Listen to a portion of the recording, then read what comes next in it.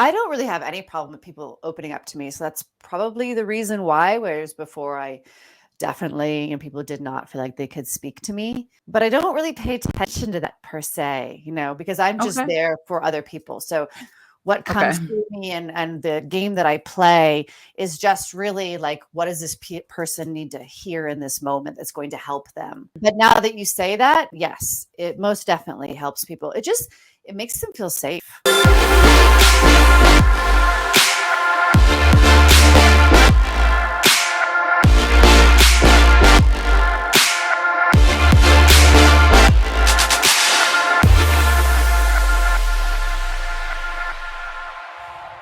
Hey, Entre Leaders. Happy Wednesday, and welcome to another episode of the Leaders Lab podcast. If you are new here, my name is Dr. Charity C. Campbell, and I am your host, better known as Dr. C. I am a doctor of management, a world-class millennial global leader, an academic professional, and a multi-passionate entrepreneur. Here in the Leaders Lab, we talk all things entreleadership, where we take entrepreneurship and leadership concepts and we marry the two together. We also discuss your communication skills and balance as a millennial professional. And for today's episode, we have a very special guest here who is going to be helping us to discuss in detail, or I guess I should say, uncover and understand perfectionism and going with the flow, the power of vulnerability, and the power of expression, meaning like using your voice to invoke your reality with clarity and ease. And so, our very special guest today is Alara Sage. And she is a teacher, a mentor, and a healer. She works with the courageous, those who are willing to show up and who deeply desire to live an authentic, creative, pleasurable, and fulfilled life. With over 15 years of training and experience, she can hone in on individuals and assist them to unlock their full potential. Using her methodology, she helps people to bridge the gap between conceptual understanding of mind, body, and spirit and the true embodiment of higher levels of consciousness. She lives what she teaches and shares from her own experiences. She is courageous, authentic, and powerful, yet tender and compassionate.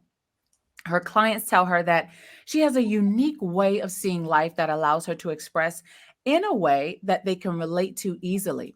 They feel seen by her and connect easily to what she teaches. So, without further ado, Entre Leaders, please help me to welcome to the lab none other than Alara Sage. Welcome to the Leaders Lab, love.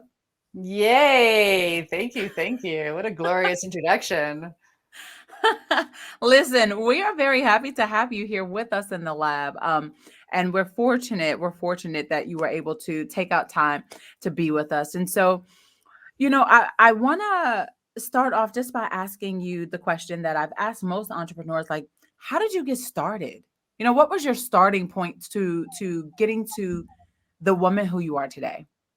It's such a broad question, but I would say one of my big points that specifically to the woman I am today is I really went off of my path.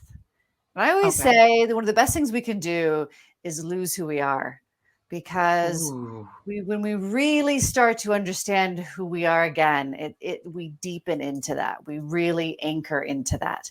And so, yeah, there was many years that I kind of felt purposeless and Hmm. really lost my direction. I actually became very physically ill and just Wow. realized I was not going in the right direction. Hmm. And so I actually left my marriage at the time and just did a massive pivot, a massive shift. And, of course, it always takes a lot of courage, but it was so rewarding and, of course, transformational. So, what led you to going from there to being, this coach, this consultant, this mentor, this teacher, this healer? It's kind of a funny story because I was an animal communicator. I Okay. worked with horses years ago. They started, it's just, I used to do physical therapy on horses, like work on their Okay. bodies. And then all of a sudden, I'm being taught by light beings, basically, how to do energy work on horses. So I was like, okay, I guess this is what I'm doing now. I'm doing energy and healing work on the horses. And then next thing I know, I'm communicating with the horses. And I'm like, okay, I guess I'm communicating with the horses now. And I started an Wow. animal communication business where I was doing everything over the phone. And then one day my higher self told me, you're going to start working with people. And I was like, no, I'm okay with animals. I'll just stick to the Mhm. animals. And Wow. sure enough, that's exactly what happened. In my next couple of sessions, all of the awareness went to the owners and they just started working with people. So Wow. So we have a real life like horse whisperer, animal whisperer yes, I have right been called now. this. Oh my goodness.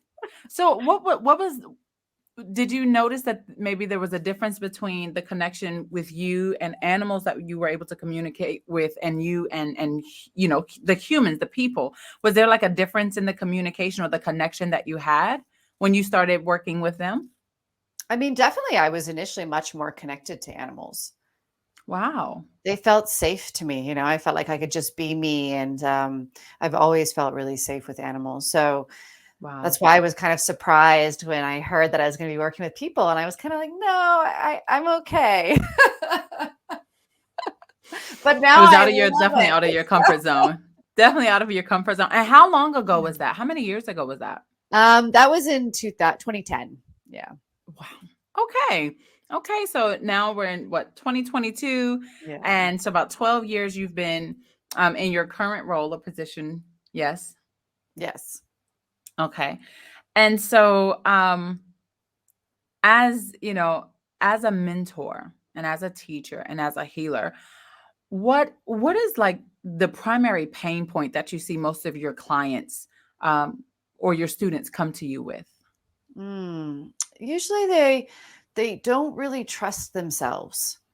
They Wow. most of my clients have some level of intuition, but Okay. they can feel it and they kind of like know what there's, what that intuition is leading them to or telling them, Mm-hmm. but they Mm-hmm. don't have the full trust to be able to say, that's my intuition and that's exactly what I need to do. Wow.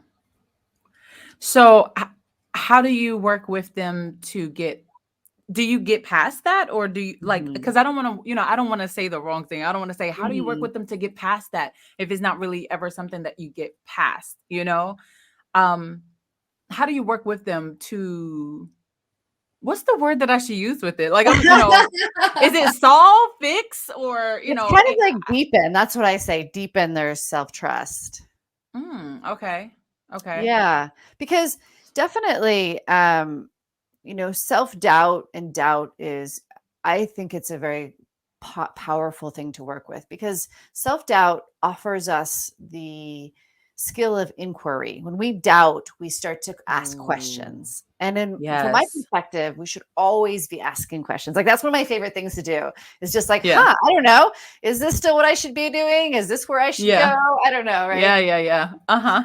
So I love self-doubt it. really invites us into that and it always offers us that reflection, but it's about Mm, having clarity about, okay, is this self-doubt really trying to show me something else? Or is this just a point where mm, I'm just really just doubting myself and I just need to anchor in and clarify? So basically for people, I help really clarify that for them so they understand what their intuition really feels like and how to mhm. have conviction, which really comes from self-love.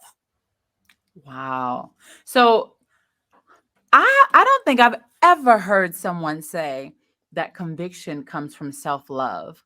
I don't think I've ever heard that because usually, when we think about conviction, I think sometimes, and you can, of course, that's why I have you up here because we can have differing opinions and we can Mhm. discuss about it. But sometimes I feel like we confuse conviction and condemnation. Mm. Like I feel like we and of course convictions can mean beliefs, and then it can Mhm. also mean like, when you feel convicted about something. Yes, Mhm. I just used a word to define a word. So for my fellow colleagues who are my colleagues who are language teachers, don't come for me today, okay? Don't be like, did you really do that? Because we get on our students all the time about that. But We'll give you a so, pass. yeah, yeah. But so sometimes I feel like I feel like in this context it's okay because we're talking about conviction and self-love, but I feel like sometimes it's like we confuse conviction and condemnation, which Mm, condemnation is not any type of, I feel like it's no type of love and condemnation. I feel like mm, it's a lot of judgment. You beat yourself up, you mhm, beat others up, very, mhm, like I said, a lot of judgment. So when mm, you say that, like, there's conviction, which is, self-love, mhm, how did you come to that? Because I've literally never heard that before. mm. Yeah, I think of conviction as the conviction of self, right? That Mm, the conviction of I okay. am the creator, I am love. And so the deep Okay. conviction that that statement is true. Okay. So Conviction in of this self. case, conviction is the belief, right? It's not Yes. okay. Yes. It's not like the punishment and things like that. Yes, Okay. yes. Because Interesting. Yeah, it's interesting to me when I look up words because sometimes in English we will define one word two very different ways. two very different. And let me tell you, for non-English speakers, for like English, for ESL Mm, students and clients, mhm, they are so confused. They hate it. They're like, why does your words, like, why do your words have multiple meanings? Why can't they just have one, like our country? And I'm just like, hey, we take one word and we want to make it mean like, 10 different things. But so I get it. Okay. So yeah, I think the way we were defining conviction was were separate. right. You were defining it as belief, and I was Yes. defining it more as a it's like, I don't want to say a punishment, but it, it Mhm, it doesn't necessarily have like a positive connotation like mhm. the belief does. So Yes. that's Yes. okay. Yeah, Very I totally feel you on interesting. that. Uh-huh. Yeah, Very so we can interesting. think of it as like belief in self. That'd be Yes. another way Okay. of like, yeah, rewording that. So when we Yeah. believe in ourself, when we believe in ourself as pure love, as creation, right? As Okay. a creator, then Mhm. we have that ability to have clarity of life. Okay. And have you, do you ever have experiences with your clients where it's just hard for them to get to that point to where they do have that clarity of life, and you notice that maybe you got to work with them a little bit harder? No, usually it's so easy Okay. because people it's amazing, when people say like, "Well, Yeah. I just don't know." But as soon as I start to work with them, they're like, "Well, actually, yeah, you're right, I do know." They know. And so Yeah. I'm just that reflection for them. I'm just a constant reflection and that reminder. And through that Mm, reflection of me, they just deepen into that. And then they can really, because intuition has a clarity to it. It has the yes. energy that comes with it is very, very clear. It's not Okay. emotional. Like that's one of the biggest things I teach is intuition is not emotion. And Mm, so it's this clarity. And so once they start to feel that and feel that clarity and have me validating them, then they really just, it's just like learning a new skill, right? They really start to understand and kind of master that. And it's really okay. quick, actually. So your clients, do you ever work with, executives or management or leaders, or Mhm. are they, mostly not in leadership position? Do you ever work with leaders in terms of what you do? Yeah, usually my clients are what I call intellect intuitives. So they're very Okay. intellectual, they're lawyers, they're executives, or higher level people, but that like have that spiritual side to them or that intuitive side Hmm. to them, but it's not something that they really talk about or like tell people about. It's just kind of something Yeah. that they are. But no, they're Okay. mostly intellectual. Yeah, very I work with a lot of women of excellence is what I call them. I like that. Women of excellence. I like that. I guess for you, you're working with, leaders now, but you have your own experiences, of course, in leadership roles. What was your greatest challenge in your leadership roles that you've had, either before or even now? I've always been a leader, but I wouldn't say I was always a very good one. Oh, the honesty, people. We are here for the honesty. You are now a friend of the Leaders Lab because we love honesty, we love authenticity and transparency. So thank you for that. Because I know there are those of us who are listening right now who we could say the exact same thing. I was a little rusty as I was a terrible leader in the beginning. Terrible. I had no patience. I was short-tempered. I Mhm. thought everything had to be my way. That's what I thought a leader was instead, but it was really a dictator. And I didn't know best how to connect with people or communicate with them. I knew how to command, but Yes. not connect, So I'm so glad that you said that, because now we trust you here in the Now we're all warm and fuzzy. now we can cozy up to each other, because you just told us you were not the best. So Yeah. tell us about, that. Tell us about how maybe some of the bad parts of the leadership roles that you have, or not being a good leader, and how did you transition? How did you evolve into becoming a more effective leader? Yeah, definitely kind of what you said. A lot of times I would do things on my own because I didn't know how to communicate effectively, and I didn't really know how to see other people. Really, Yeah. the core of it for me was I made it all about me. Like, well, I'm Ooh. the leader. Hello. Yeah. This is Why do we me. do that? Why do we do that? I mean, where do we get this, this idea that being in leadership means, is strictly authoritative, like, or dictatorial, and you have to do what I say. Where do we get this from? Yeah, I mean, for me, it was definitely ego. It was my ego. Ooh, Yeah, I wanted to be. Alara. Yeah, Oh, she went there. I wanted to be Okay. seen. I wanted to be recognized. I wanted it. Ooh, So I was going to you put went myself up there. there if nobody else was. You are too honest for us today. Oh my goodness. I love it. It's the ego. Yeah. Wow. I was really looking for us to like shift the blame on somebody, like society and all of that. And she just bypassed all of that. She was like, no, it was my ego. Like, and if we think about it, that's what it is. Wow. Okay, I'm sorry. I didn't mean to cut you off, because I was like, well, who is the example that we saw? And she's like, I It's really mean, funny you say myself. that, because I was actually going to say, first I was going to say, well, it's society, and then I heard my little higher self say, no, it was your ego. Be honest. And I was like, oh, okay. I love it. I love it. Okay, continue on. Continue on.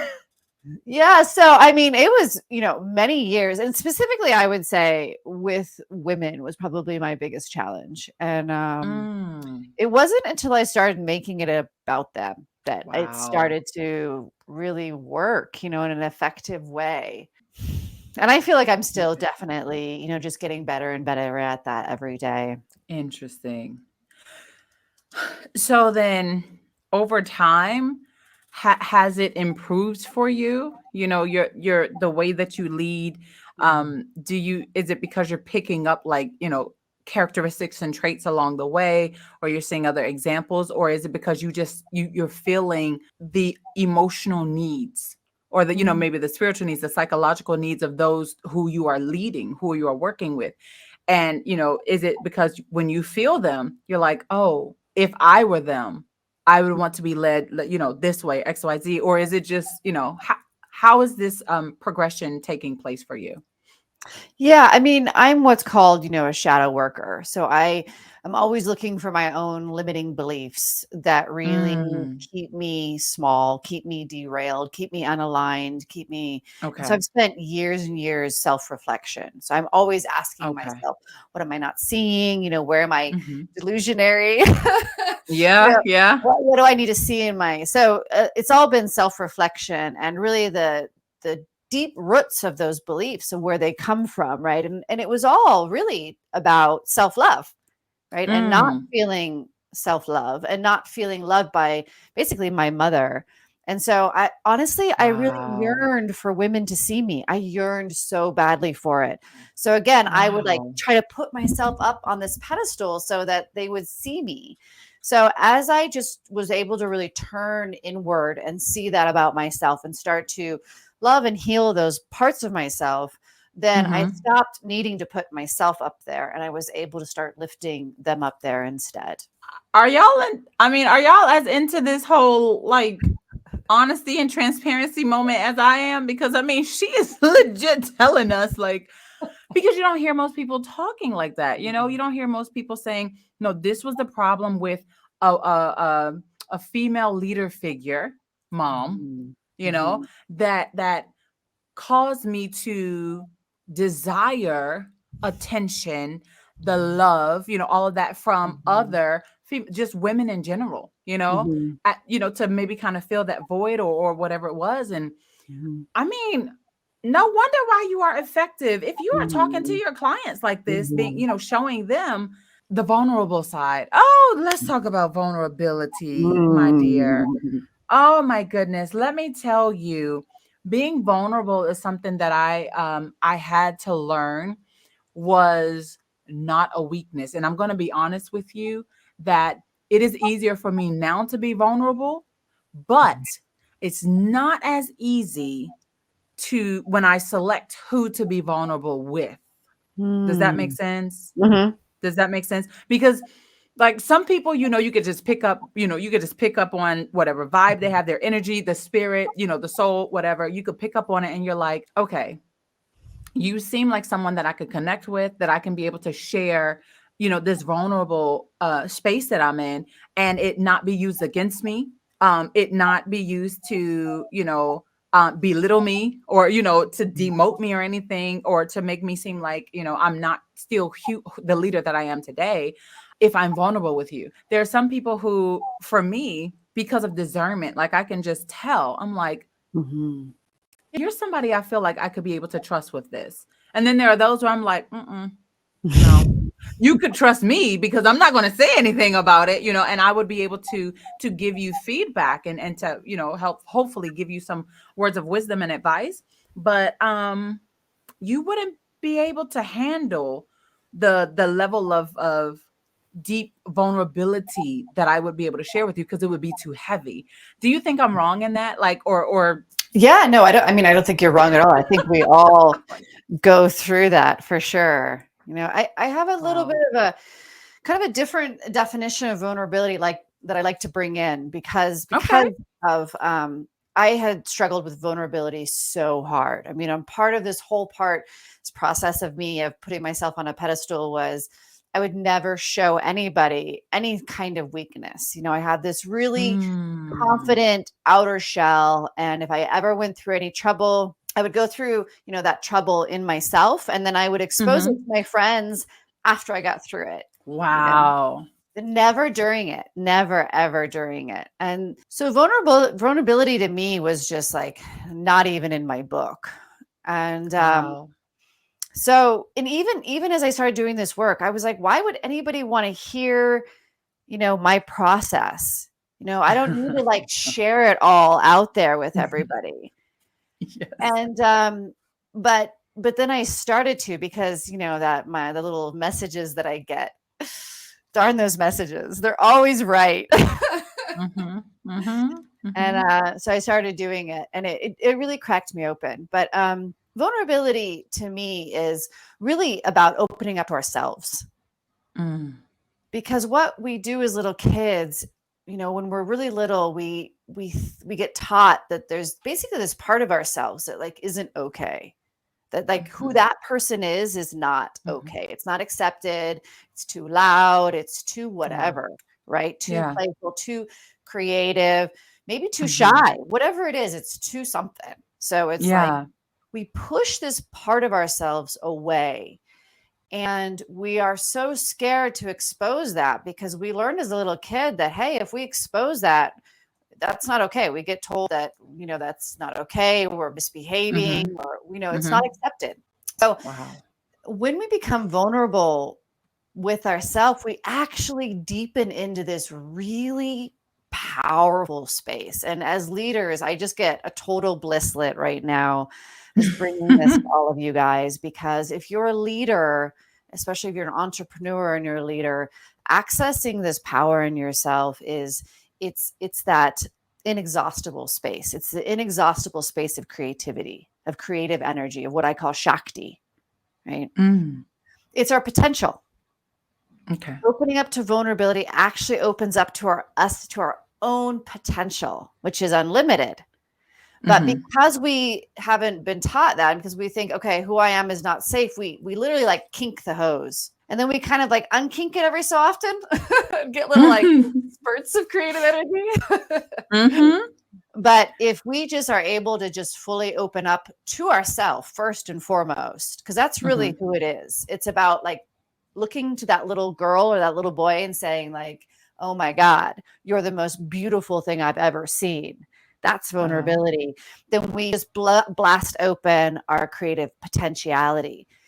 And then it starts to roll over into other people. But it's really not about the other people. It's really about our own inner child. So when you are vulnerable with others and you're sharing your journey, your process, do you find that it then becomes easier for them to share theirs with you? Or is there still like a bit of reluctance to completely open up to you? I don't really have any problem with people opening up to me. So that's probably the reason why. Whereas before, I definitely, people did not feel like they could speak to me. But I don't really pay attention to that per se, because I'm just Okay. there for other people. So what Okay. comes through me and the game that I play is just really like, what does this person need to hear in this moment that's going to help them? But now that you say that, yes, it most definitely helps people. It makes them feel safe.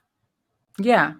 Yeah. To be that little I person, think right? that's the thing. Yeah, I think that's the thing. I think like that vulnerability from the person that, that you're looking to be vulnerable with, that on account of their vulnerability, it makes you that more open to sharing with them. Now, I could be wrong. I could be, because, I guess each person is different, and it also could depend on your level of trauma or, you know, issue or whatever. I get that. I feel like vulnerability begets like vulnerability. Like one creates the opportunity for another to be openly shared. Yeah, well, it's part of our sacral chakra, which that chakra is like 2 inches below our belly button. And that chakra is all Okay. about connection and also the inner child. And so again, when that chakra is open, what actually happens is we enter into deeper, intimate connection. And I don't just mean, of course, sexually, but like deeper friendships, deeper, intimate space with each other. And there's Mhm. also, again, a sense of like security. That chakra is about security. So I completely agree with you. It opens us up to have a deeper connection with others. So can you now I'm gonna ask a question, because I'm actually not aware of this. Like I even though I've lived in China, and I think it's actually probably a totally different religion, but I've lived in China, so I know, I know a bit about Buddhism, and I know a bit about, Confucianism. Mhm. But as as a Christian myself, I don't fully know. Actually, I've heard of the word chakra, but I don't know anything about it. So when you say our chakras, like what is that? Are those just like physical points in the body or something? Or is it like, does it have like a spiritual connotation? What is that? Yeah, kind of both actually. That's a great question. They're energy Okay. centers, but they actually have physiological like correspondence. So for instance, the solar plexus chakra is here, and there's a massive network of your neurological system right there, your nervous system, sorry. So there's like a meeting point of nerves that come together at that chakra. So Mm, it's both energetic and physiological. interesting. Now I'm asking these questions because I have a mixture of people Mhm. who watch Yeah. my who tune in. And I want to, for the sake of my, my kingdom believers, I want to make sure that they're not like, what in the world is a chakra? Who she got on her show, things like that. And it's not like that. For me, I like having conversations like this with uh leaders from other backgrounds, because Mhm. how else can you become knowledgeable? How else can you become knowledgeable if you continue to live in ignorance, or if you are, adamant about just not learning more about things? You know, I want to say ignorance is not bliss, first of all. Mm-mm. Okay, let's just throw that out there. Mm-mm. Ignorance is totally not bliss. Because even, Mm-mm. even biblically, it says that my people perish for the lack of knowledge. So if Mhm. you're not going to, if I don't ask you questions, how am I going to know the answer, especially if I'm not going to go search for myself? Mhm. So when you're talking about chakras, is, so I know you said it's both physiological and I guess spiritual as well, like physiological plus spiritual, And or energetic, physical yeah, physiological and and energy. Okay, energetic, yeah. and Yeah. energetic. So how do chakras, how do they impact us? Like what's the impact that they have on us, or do we have an impact on them? I mean, they impact us a lot because they're connected to different kind of areas of our being. And so there's a lot of different information in there. So like I was saying, the sacral chakra is right here and you're right below your belly button, and it's the chakra that governs your connection, and of course your sexual energy and your sexual connection, but also just your connection to other people. It's also the chakra of what we call our inner child, which is represented by our early childhood. Okay. What that means is, unless you had a really safe early childhood, and I mean like really aware parents who were really emotionally intelligent and they were able to really help you with your emotions, most likely you shut a lot of that energy down, which the vast majority of people have. And therefore, your ability to really connect with people is not fully open. Okay. And your ability to be emotionally intelligent is also not fully developed.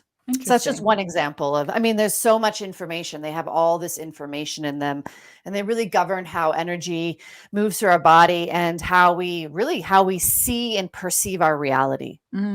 Okay. Okay. I thank you for answering that question, because I was really just like, let me find out a little bit more. Let me just ask her from her standpoint, because this is something that is this something that you incorporate in your classes or in your sessions with your students or clients? Yeah, for me, chakras was something I just got, again, taught by my higher self just in session. Most of my learning has come in experience. It's not something that I studied in school. And it's one of those things that my awareness is just always drawn to people's chakras, because again, all of the information is there about, again, their limiting beliefs and the things that they're holding on to. When you hear like blocked energy or limiting beliefs, we hold those in our chakras. So yeah, I'm always aware of people's chakra centers. Okay. Excellent. Excellent. Thank you. So coming back to the concept of being a leader, whether you felt like you were a good one, an effective one, or not, what do you feel makes a good leader? Again, I think it's really about the people that you're trying to lead. When you can really see them and see, because everybody has, in my opinion, everybody is a genius. Everybody has their unique brilliance that is absolutely unique to them. So if you can recognize what somebody is just innately good at, what lights them up, what they like to do and what they're good at, then you can put them in a place that they can shine.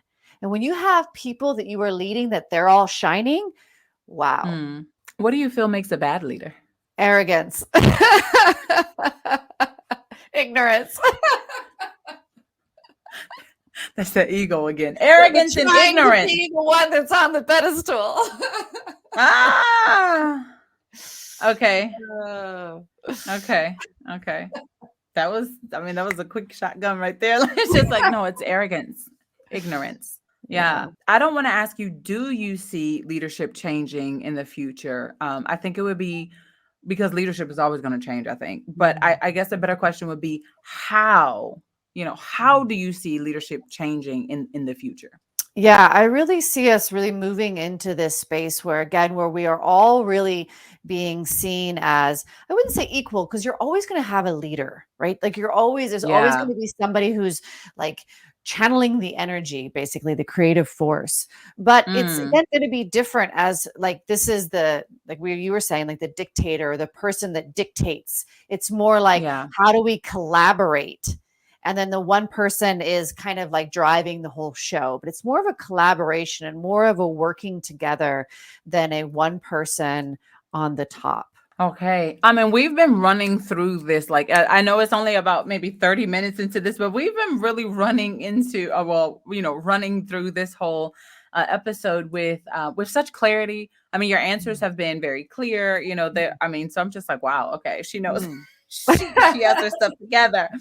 And so even though we are, we're coming towards the end of the questions that I do have for you, I do want to ask, now this isn't exactly like the question that I just asked you, but I do ask this question to every single guest who comes on the show. What is one characteristic, okay, just one, that you believe every leader, no matter the industry, no matter the generation, like the age, no matter the background, what is the one characteristic, the one, okay, that you believe every leader must have? That's so hard to bring it down to one. It gotta be one. The first one that came to mind was compassion, which was Wow. another one that I would say I didn't have a lot of. You're so honest. You're just so honest with us. But again, it's compassion for others and what they're going through. Each one of us has our own unique journey, and sometimes we can get really caught up in our own. And as a leader, when we have things that need to get done, or we're trying to accomplish thing, or even if we're just trying to like rile everybody up and get everybody going, but one person is just really struggling, or they're going through something very intimate in their life, Yeah. the ability to be able to really connect to that and feel them, feel where they are and understand where they are emotionally and where they are in their life, which is kind of like empathy, but just have that compassion for where everybody is and who they are, I think is really important. Okay.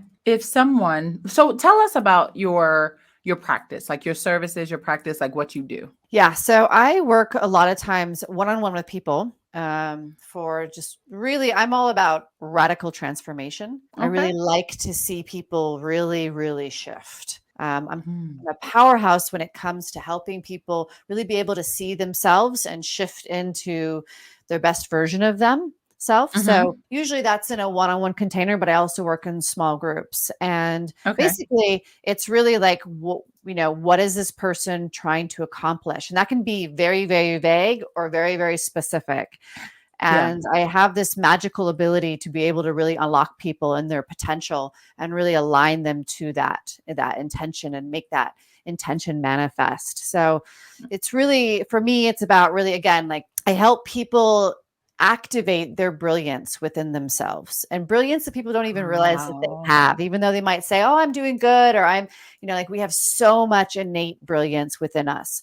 So I really help people to energetically unlock that and then know how to bring that into their reality and work with themselves and really understand themselves. And like I said, like the limiting beliefs and all of that, be able to acknowledge that in themselves, be able to acknowledge their intuition. And my whole objective is that my clients don't need me anymore. Some of my clients call me like their pocket pal. Have me in their pocket. But objective, like my objective is that they can really go out on their own and they can feel like they can ask themselves questions. They can hear their intuition. They know what action to take. And with each step, they're just simply bringing out more and more of their unique brilliance into their reality to, really create their legacy of work, whatever it is that they're here to do. That's powerful, potent, and usually quite extravagant. Wow. Okay. So how can the people get in contact with you if they are interested in learning more? Yeah, definitely. My website is a great place, alarasage.com. And then on my YouTube channel, I have a lot of free content. So it's just a great place to go to kind of learn more about how I teach and also just what I teach. There's a lot of information there. Excellent. Okay. And then also for those of you who are not watching the video version of the podcast and you're just listening to the audio version, there is her email address is also up there, which is info@alarasage.com.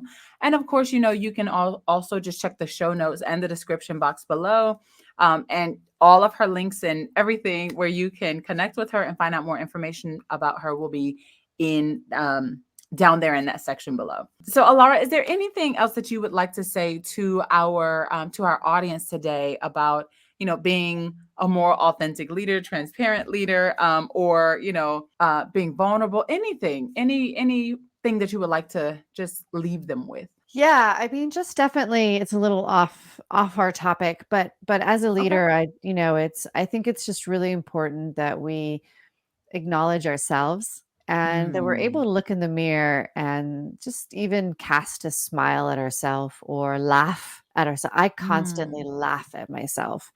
Like all day long, every day, I am like getting a kick out of myself because like if we can't laugh at ourselves, what can we laugh at? So Yeah. So important to be able to see ourselves as the leader and like love ourselves for that leadership that we have so naturally. And at the same time, just laugh at ourselves and not take ourselves too seriously.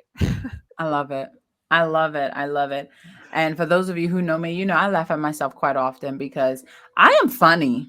Okay? Like if you're around yourself and you don't enjoy being like by yourself with yourself, Yep. then I do feel sorry for you a little bit. In a, not in a oh woe is me type of way, but I mean, Mhm. it's just when you get to a point, and it could be because, I'm in my 30s and I'm at a place where I'm like, in my 20s, yes, I wanted to be around people. I loved to be like the life of the party, all of that. And occasionally in my 30s, I will host get-togethers. Notice I said host. I will host them or attend them, just as long as I have the power to leave at will.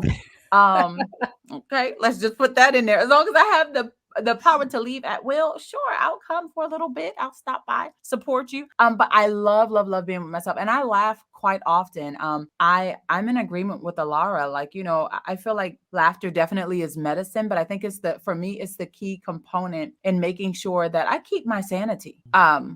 Because we live in a world where so many things can throw us off course. So many things can cause us to be depressed, stressed out, disappointed, all of these things.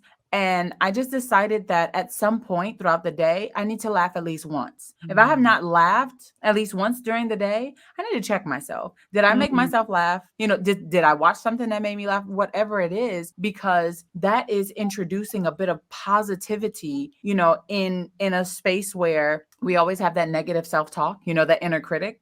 And I want to do something to introduce a bit of positivity in there. So I love that you just said that about, being able to make yourself laugh and all those things. Yes, absolutely. I completely agree. So I do want to say, for those of you who have been, tuning into this episode, I hope that you really got something. I hope that you enjoyed it as much as we have, and you have the ways to connect with Alara. And Laura, I just want to say thank you so much for being with us on today. I really do appreciate it, and I appreciate the level of insight that you brought to the episode, and the level of knowledge that you have. I really appreciate it all. It's really been a pleasure being here. I really love your joyous spirit as well. You see that? You see? She loves my joyous spirit. Thank you. Thank you so much. And we both have red Listen, hair. I don't know if you can see my red hair, but we both have red hair. no, I see it. I see it. And I think yours is, well, mine is a natural. Mine is dyed and also bought, but yours is probably a bit more. Oh no, no, no, no. Mine is bot. Mine is bot. Oh yeah. It's paid Then we for. are. We're soul sisters. We're soul sisters then.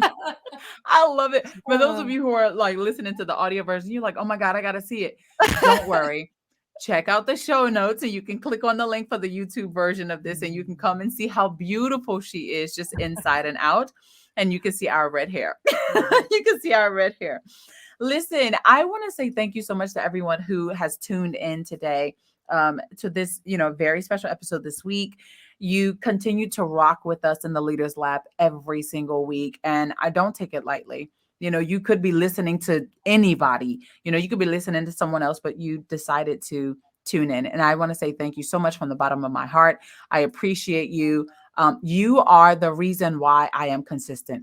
You are the reason why I keep showing up every single week, why I make sacrifices every single week to be with you, because you are with me. And when I tell you I don't take it lightly, I'm not about to get emotional because I feel like I'm about to get emotional with it, but I'm not. But I don't take it lightly. You're the reason why I started the podcast. You're the reason why I continue. And I'm so grateful. I'm so grateful. Whether you are listening or whether you're watching live, thank you for showing up for me. Thank you for showing up for my guests. Thank you for, connecting with them and for supporting them. Thank you. Because this is not easy. What we do, people think like just showing up all the time. Oh, it's easy. No, it is not. It is not. There are so many sacrifices that we make, but I will tell you that every sacrifice that I've made for this podcast is so worth it because of you. So thank you so much for that. And if you haven't connected with me already on social media, you can find me everywhere at DrCharityTV. Don't forget that you can also subscribe to the Leaders Lab podcast. Download today's episode, rate, comment, share. And if you're watching the video version, and if you haven't subscribed to the Dr. Charity TV YouTube channel yet, what are you waiting for? Go ahead and subscribe. Let's become familia. Let's become family, okay? Go ahead and subscribe, and don't forget to hit that like button and share. Whether audio or video, share, because you are one of the vehicles that's going to help us to continue to reach millennial entreleaders all across the globe. So from the bottom of my heart to the depths of my soul, I say I love you, I appreciate you, and I look forward to seeing you next week in the lab.